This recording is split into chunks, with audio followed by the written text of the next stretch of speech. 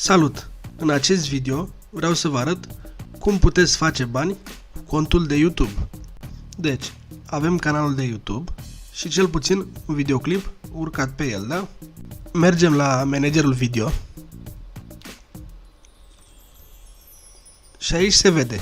Videoclipul îl am public, dar în stânga lui nu este acel dolar care mi-arată că primesc și bani pe el. În stânga dăm click pe canal și primul lucru care trebuie să-l facem este să verificăm contul de YouTube. Aici introducem țara, alegem să ne trimită printr-un mesaj codul de verificare, introducem numărul de telefon, apoi vom primi un mesaj pe care trebuie să-l băgăm în această căsuță. Introducem mesajul, iar apoi suntem parteneri verificați. Continuăm. Ne va apărea imediat că suntem ok. Acum, trebuie să activăm monitorizarea. Trebuie să-i dăm click pe activare. Activează contul meu. Aici citim termenii și condițiile.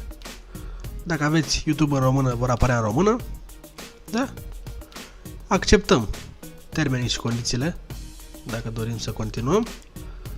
În mare parte ne spune să nu dăm click singur pe reclamele noastre, să nu folosim videoclipuri care nu ne aparțin și tot așa. După ce îi dăm accept, bifăm toate căsuțele și îi dăm monitorizare. Încă un click aici și videoclipurile acum sunt monitorizate. Va apărea acest dolar în stânga, da? Pe care nu l-am avut la început. Odată cu funcția de monitorizare s-au activat și videoclipurile mai mari de 15 minute și mai multe lucruri. Și ultimul pas, trebuie să ne conectăm la contul AdSense. Contul AdSense e foarte ușor de făcut, pe aceeași adresă de Gmail, da? După ce l-am activat contul AdSense, acesta ne arată câți bani avem, câți bani am încasat. Acesta lucrează cu reclamele. Dăm click aici pe AdSense, îi dăm următorul, intru aici, automat va apărea canalul de YouTube la adresa web, aleg limba mea și dau save. Dacă la acest punct întâmpinăm probleme, putem încerca și alt browser de internet, Google Chrome, Mozilla, altceva, poate să fie și din cauza asta. Acum introducem toate datele personale, continuăm. Este bine să citim termenii și condițiile, ne ajută foarte mult. Dacă i-am citit, îi dăm pe ok, accept.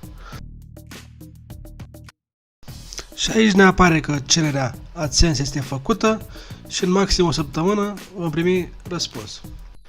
După 3 zile vine un mail, felicitări, contul dumneavoastră AdSense a fost asociat cu YouTube. Aici apare în altă limbă. Dacă sunteți din România, vă va scrie în limba română. Și acum videoclipurile sunt plătite. Nu ne rămâne decât să urcăm cât mai multe videoclipuri pe YouTube.